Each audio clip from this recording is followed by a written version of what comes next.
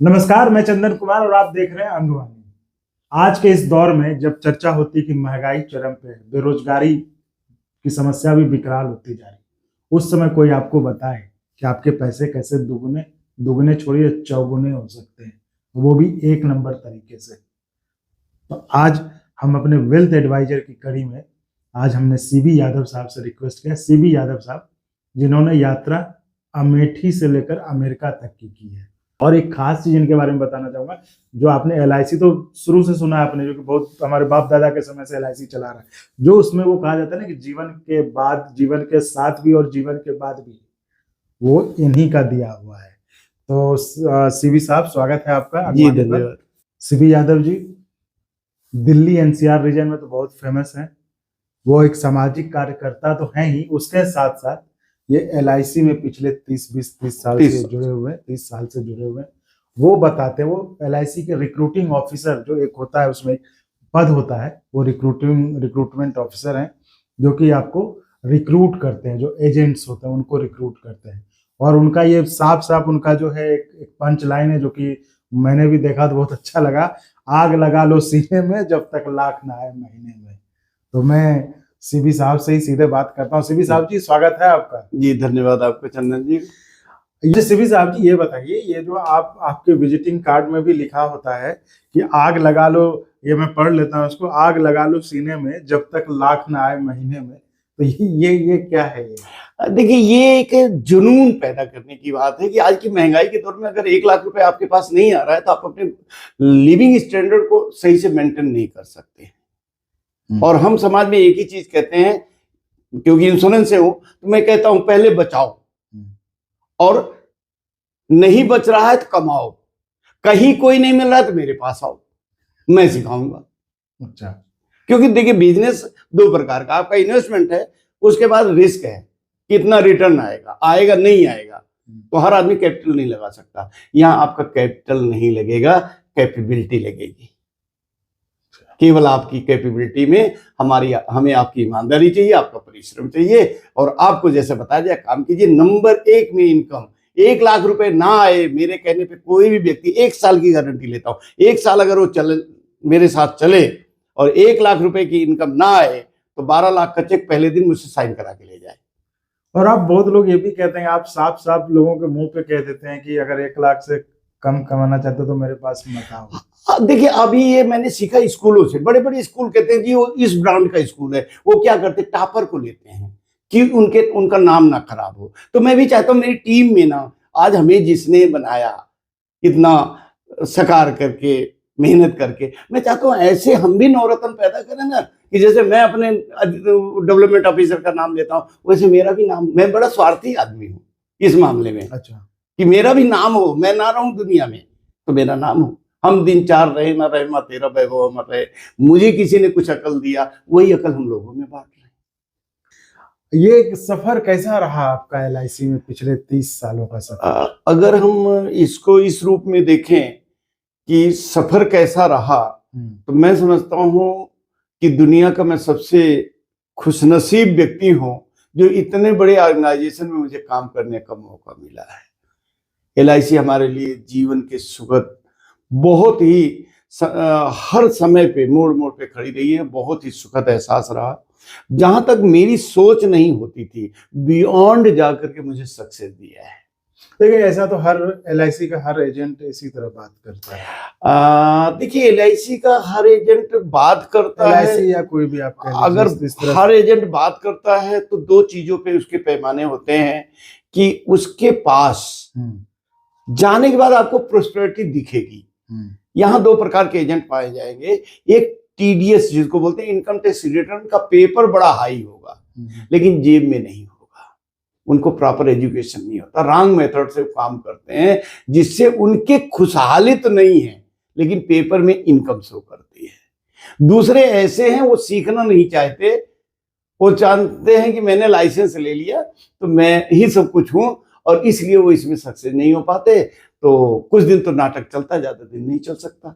CB साहब में खासियत ये भी है, आप अमूमन आप किसी भी एजेंट से मिलते होंगे तो वो कहते होंगे कि जो है कोई आप जो है इंश्योरेंस ले लो, बीमा ले लो, लेकिन ये आपको नहीं कहते कि बीमा लो। ये इनकी खासियत है। और इसके साथ साथ ये मोटिवेशनल स्पीकर भी हैं, बहुत जगह बोलते भी हैं। तो ये कैसे करते हैं आपकी, मतलब एक तो देखते हैं एजेंट हर किसी के पीछे पड़ जाता है ना कि आप बीमा ले लो जी, बीमा ले लो जी, आदमी एक तरह से इरिटेट हो जाता है, लेकिन आप कहते हैं कि नहीं जी, मतलब आप बीमा की बात ही नहीं करते आप। देखिए, दुनिया में हमेशा गिवर की को रिस्पेक्ट मिली है, जो देता है, और बेगर को कोई रिस्पेक्ट नहीं मिली है, जो मांगता है। कहीं भी देख लीजिए, अगर मांगने आप जाएंगे तो आप, और एक दोहा है, कहते नहीं कि बिन मांगे मोती मिले, मांगे मिले ना भीख। तो मांगने वालों की स्थिति तो डवाडोल रहती है। आप गिवर कब बनोगे? जब सामने वाले के जरूरत को समझोगे, उसकी जरूरत के हिसाब से कोई चीज दोगे। नहीं तो बिना मांगे आपको कैसे मिलता है? आप कह रहे हैं कि हम सक्सेसफुल रहे, पूरे 30 साल में बढ़िया रहा, तो बिना मांगे? हाँ, अभी होता क्या है कि हम अगर किसी के पास जा रहे हैं, हमें एक चीज को, एक तो ट्रेनिंग लेनी बहुत जरूरी होती है, दूसरा क्या है कि हमें ये पता है आपकी जरूरत क्या है। और दुनिया में लोग कहते हैं प्लान कौन सा अच्छा है, प्लान कोई अच्छा नहीं होता। अगर हम मेडिकल लाइन को इससे रिलेट करें तो मेडिसिन कोई अच्छी होती क्या?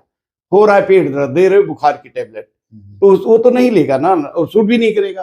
तो पहले हमें ये समझना होता कि आपकी जरूरत क्या है। क्या आपके बच्चे हैं, या आपकी प्राइवेट जॉब है, या आपके पास पेंशन है, आपकी बेटी है, आप उसको हायर एजुकेशन में लेने जाना चाहते हैं, शादी ब्याह के लिए कुछ करना चाहते हैं, या आपको लगता है कि हम लाइफ में कुछ ऐसा करेंगे जो आज मेरी खुशियां मेरे परिवार की है, मेरे बच्चों की जहां पढ़ाई हो रही, जहां लिविंग स्टैंडर्ड मेरा मेंटेन रहे। तो जब हम आपके लिविंग स्टैंडर्ड की बात करते हैं तो आपका परिवार भी खुश होता है और आप भी खुश होते हैं। वाकई मेरा बच्चा अगर सेंट जोसेफ में पढ़ रहा है तो उससे नीचे नहीं आना चाहिए।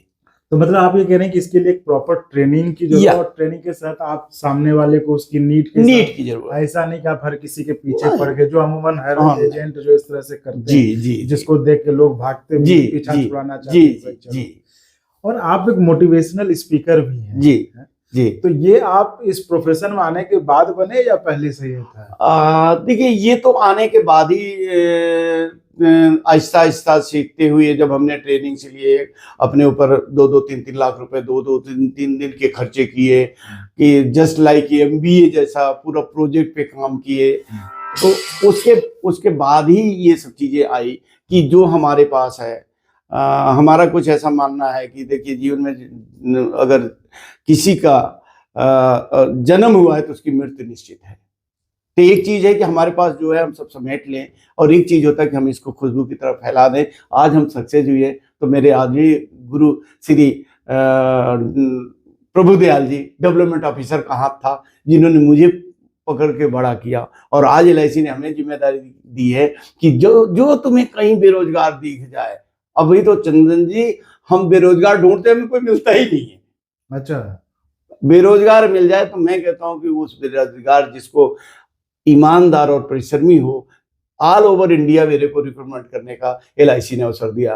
वो अपने क्षेत्र में 3 किलोमीटर की परिधि में रह के 1 लाख रुपए महीना कमा सकता है, बशर्ते जैसे उसको बोला जाए वो काम करे। काम ईमानदारी से होना चाहिए, मेहनत से होना चाहिए, और दूसरी चीज है आलस नहीं होना चाहिए। एक तो आजकल हर जगह इसी तरह के दावे किए जाते हैं कि आप लाखों कमाओ, करोड़ों कमाओ। तो आप जिस फील्ड में, जिस LIC के साथ आप जुड़े हुए, तो इसमें ये कितना उन सब से अलग है, जहाँ की आप है ना, बहुत केसेस आते हैं कि भाई आप हाई रिटर्न्स को कल लोभ दे के, प्रलोभन दे के आपको जो पैसा ले लिया, फिर आपको उस तरह का आया नहीं, तो बाद में मामला कोर्ट कचहरी तक चला जाता है। तो इसमें आपका इसमें क्या होता है कि हमें सामने वाले से पूछना होता है कि अगर आपको यहाँ से दिल्ली से मुंबई जाना है तो आप कितना समय हमें देना चाहते हैं। तो जो समय देंगे वैकेंसी वही होगी।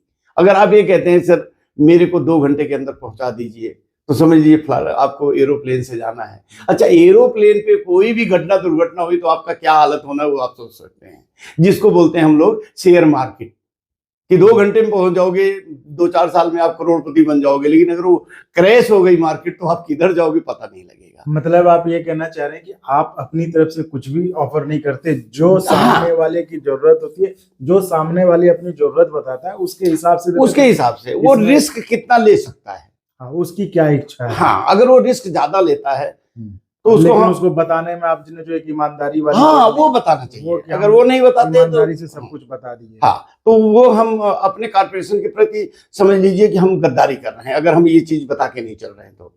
और एक आदमी कहता है देखो जी हमें कुछ नहीं, हमें जो रिटर्न बता रहे वो रिटर्न होनी चाहिए। तो हमारे यहाँ गारंटेड प्लान भी है, हमारे यहाँ नॉन गारंटेड है, पार्टिसिपेट प्लान है, नॉन पार्टिसिपेशन बेनिफिट के हैं, टर्म इंश्योरेंस भी है, और हमारे यहाँ यूलिप प्लान भी है। तो डिफरेंट प्लान है और लोगों की डिफरेंट नीड्स है। एक ऐसे भी मामले बहुत सुनने को आते हैं, बहुत सारे एजेंट्स होते हैं जो कि करते हैं, लेकिन मतलब प्रीमियम के पैसे ले तो लेते हैं लेकिन शायद वो जमा नहीं करते। आप बिल्कुल आप सही कह रहे हो, लेकिन कभी आपने ये भी सुना कि जब एजेंट बीमा करने जाता तो लोग कमीशन मांग लेते हैं कि अपनी कमाई में से दे दो। तो अगर आप बेईमान पैदा ही कर रहे हो तो आपसे बेईमानी हुई तो कहाँ, मुझे तो नहीं लगता कि इसके लिए कोई मेजर तो होगा ना यहाँ पे। हाँ, मेजर देखिए, डॉक्टर में एमडी होता है और उसको जाता है साइन करके आप लिख देते हो कि अगर डेथ हुई तो उसकी रिस्पॉन्सिबिलिटी आपकी है।